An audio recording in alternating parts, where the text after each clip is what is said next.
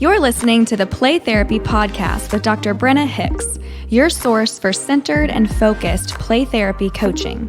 Hi, I'm Dr. Brenna Hicks, the Kid Counselor. This is the Play Therapy Podcast, where you get a masterclass in child-centered play therapy and practical support and application for your work with children and their families. In today's episode, we are continuing the Art of the Session series. We have been in the process from the beginning all the way through. What are the things that we need to be doing for mastering sessions? And the last three, we've covered reflective responding. So now we're moving into the pillars. And as I mentioned last time, reflecting feelings is the hybrid. So that's one of the reflective responses as well as one of the pillars. So that kind of serves both purposes. We're going to move into choice giving today as the second pillar. One of the things that's important to note about choice giving is that it is a little bit tricky to work into your sessions. True empowerment choice giving is difficult. Now, often what ends up happening is if we provide choices to a child in the playroom, it is an enforcement choice tied to a limit that was set. We're going to talk about limit setting next, but that is not an empowerment choice. That is an enforcement choice, and that is always tied to a required limit, necessary limit. When we think about empowerment choices, we're talking about a choice for the opportunity for the child to make one. It's not because a limit was necessary. It's not because there's a violation of a boundary. It's not because we're doing something other than you get to practice making choices. So therefore, an empowerment choice is very meaningful in play sessions when you can work them in. Mid-session can be pretty tricky. So what it would look like mid-session is the child is going to paint. They tell you that they want to paint. And you have watercolor paints, as I do. Many of you that know me well know that that's all I have. But then you also have liquid paints, maybe. Perish the thought. But if you had two choices of paints and the child declares, I want to paint a picture, you have a very brief opportunity to say, you'd like to paint something. You can choose to use the watercolor paints or you can choose to use the liquid paints. Which do you choose? Notice that it has to be offered before the child has already started moving toward a direction. If they've already grabbed the liquid paints, it's a little bit harder to work that in. So it's a very much on the fly, unexpected, in the moment. Oh, that came out. I can use that as an empowerment choice. Child says that they want to pool noodle fight you or foam sword fight you. So they say, let's have a sword fight. And there's a pink pool noodle and there's a green pool noodle. Or there's a sword with a yellow handle and there's a sword with a blue handle.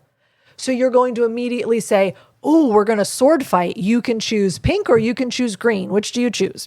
Or you can choose yellow handle or you can choose blue handle. Which do you choose? And notice now that as soon as the child gives you intention, if there are options, that's where the empowerment choice gets worked in. But those are few and far between because often the kid walks over, grabs the swords, hands you one, and then says, let's sword fight.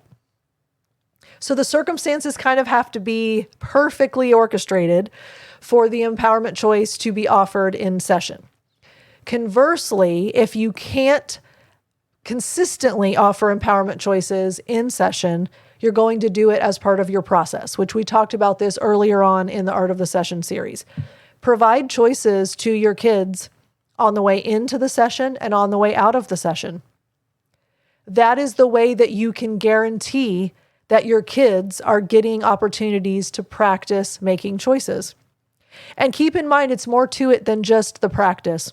It's also owning the outcome. It's accepting responsibility for the choice that was made. It's living with whatever that is, even if you don't particularly like it or you wish you could change your mind. There are all kinds of long-term gains when kids are given choices. And we know they're not given choices anywhere by anyone at any time. Their lives are almost completely dictated for them. by every other adult.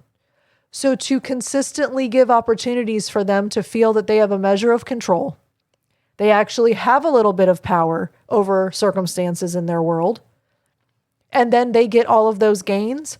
Because look, Landreth says this in Cookies, Choices, and Kids.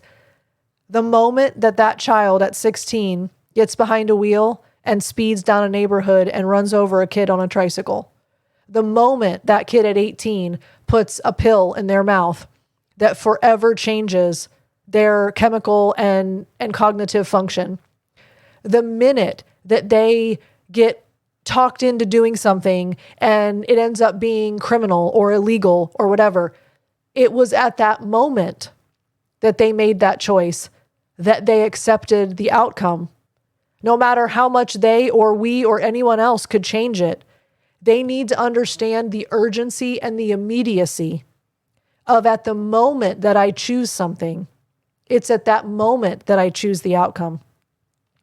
That takes ownership. That takes responsibility. That takes acceptance of, this is what I chose, even though I'm not satisfied with it. Now, in certain scenarios, a child can change their mind. If they hand me pink and they keep green, and then 2 minutes into the fight, they say, let's switch. We say, oh, you've changed your mind, and we switch colors of noodles.